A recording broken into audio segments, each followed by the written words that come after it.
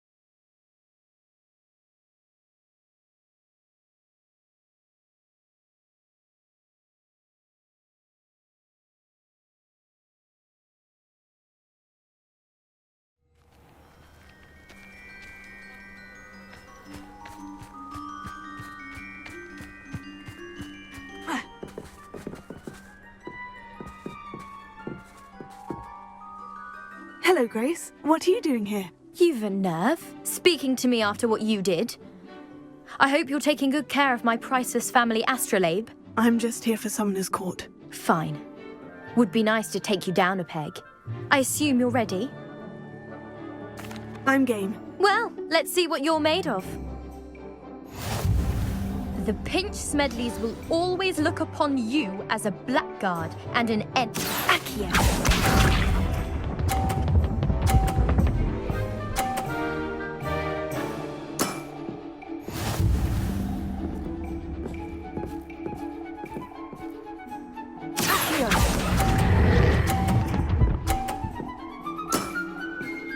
What a remarkable shot!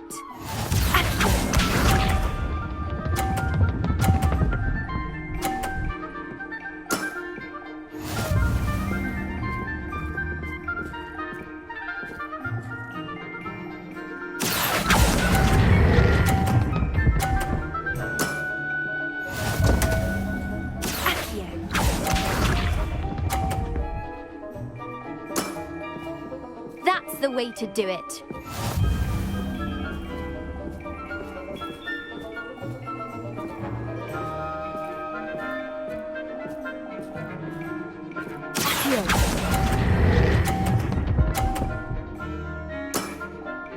Impressive. Well, it appears I've been bested.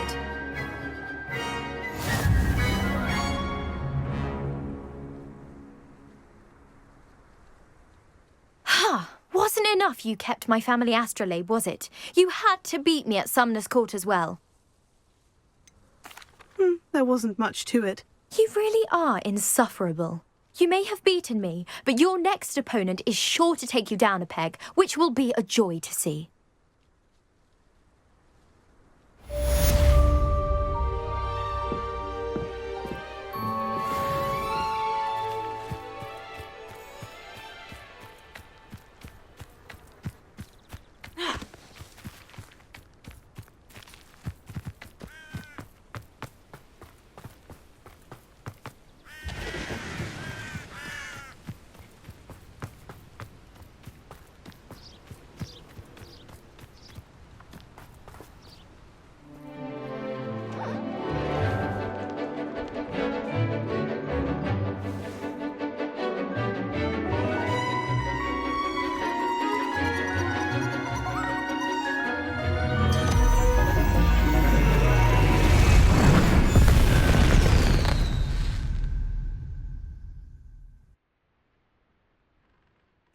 Excellent work today.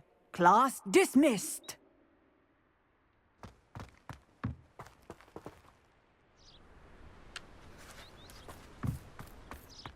I take it you're ready. I completed your assignment, Professor. I'm ready to learn Bombarda now. Good. Now, this spell comes with a caveat. It should only be used when necessary.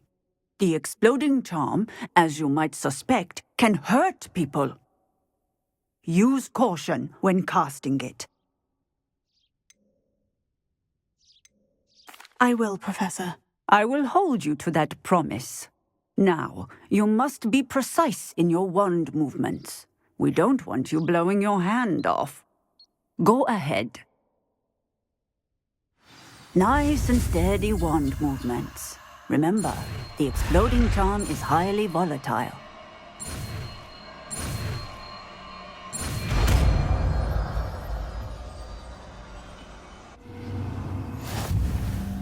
Well done. Now, let us put it into practice, shall we? Go ahead and try it on.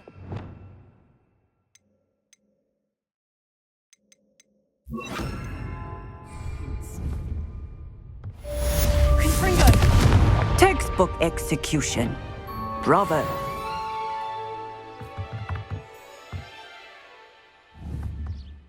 Bombarda! Excellent wand work. Cast the spell just like that every time. Assured and in control. Professor, might I have a moment? Yes. What is it? I was wondering, what inspired your interest in magical beasts? Are you considering some sort of profession in the field? Truthfully, I'm not. But I am interested to know why you chose this path for yourself. I see. I suppose that seeking to understand the motivation for selecting one's path is a worthy pursuit. I believe that when choosing a path, particularly of a scholarly nature, one must take into account both one's enthusiasm for a particular subject, as well as how one may best serve the students to whom one is obligated to both inspire and teach. Of course, Professor. When did your path become clear? I recall it quite vividly. It was the summer between my 6th and 7th years. I read in the Prophet about a wizard who'd been selling alchemy eggs and disappeared in the mountains near my home. I knew of the alchemy, of course, from my studies, but they are native to lands east of here, such as India. I wondered if it was possible that an alchemy could be so nearby. Hence, I went to find it.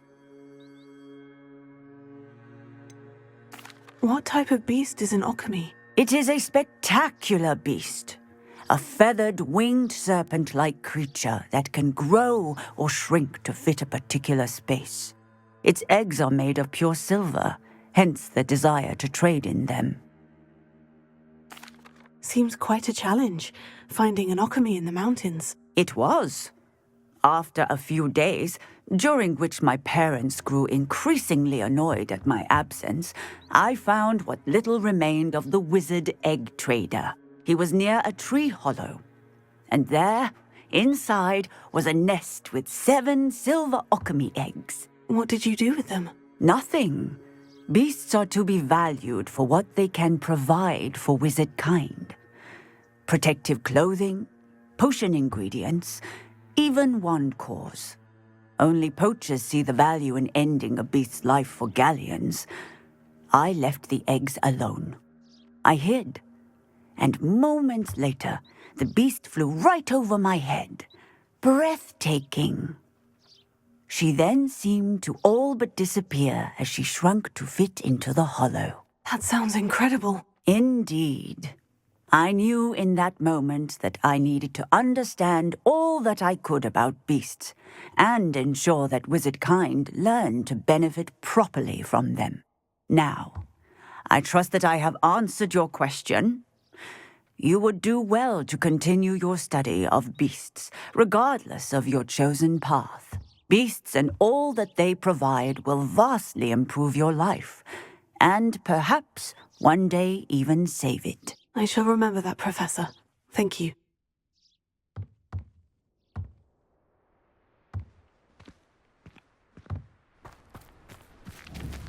Bombarda!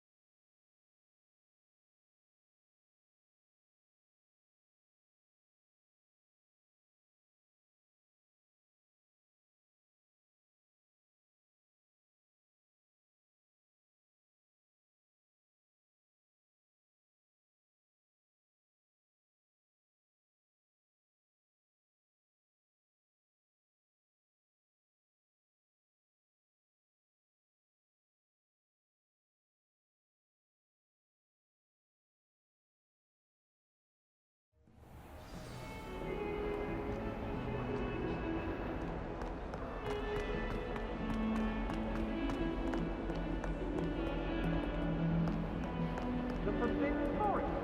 Are you trying to get yourself killed?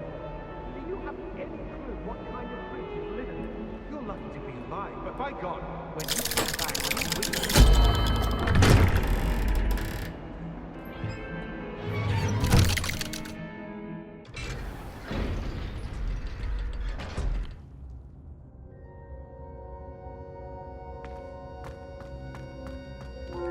You'll never believe what I've learned. What did you discover in the spellbook we found in the scriptorium? Salazar Slytherin's spellbook was a little difficult to interpret, but fascinating. Evidently, he encouraged teaching dark magic at Hogwarts. Neither the Imperious Curse nor the Killing Curse was unforgivable during his time. He believed students should be prepared to use dark magic when necessary, not to fear it. That's why we had to use Crucio to gain access to the scriptorium. He didn't want his knowledge shared with anyone who was afraid of the power of dark magic. It was hard to do, but casting Crucio was our only option. And I'm glad we did it, because in the spellbook I also found something else. References to a lost relic, which, from what I can tell, grants the holder the power to reverse dark magic curses. And you think this relic might be able to save Anne? Precisely. I plan to search for this relic, but I don't think we should tell anyone. Especially Ominous.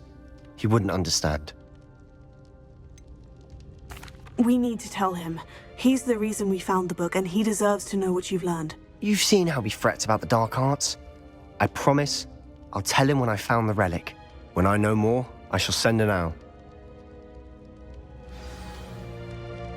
And don't feel sorry for Ominous. Keeping this to ourselves for now is for his own good. I'll decide what's for my own good. Ominous, we were just about to get some air. Care to join? You're a liar, Sebastian. I heard everything. You swore you'd never engage in anything to do with dark magic again. No, I didn't. I said I understood you wanting that. I'd never swear to give up on finding a cure for Anne. You don't know when to stop, do you? I know when not to stop. Leave this alone, Ominous. I'll be on my way.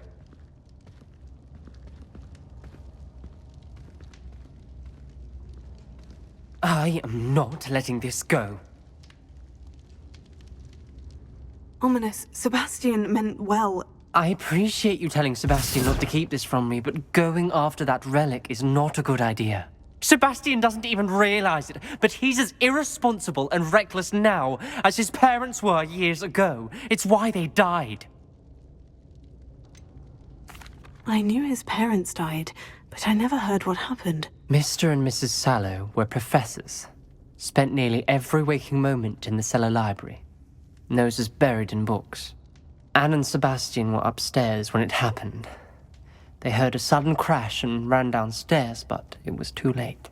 Their parents had crumpled to the floor.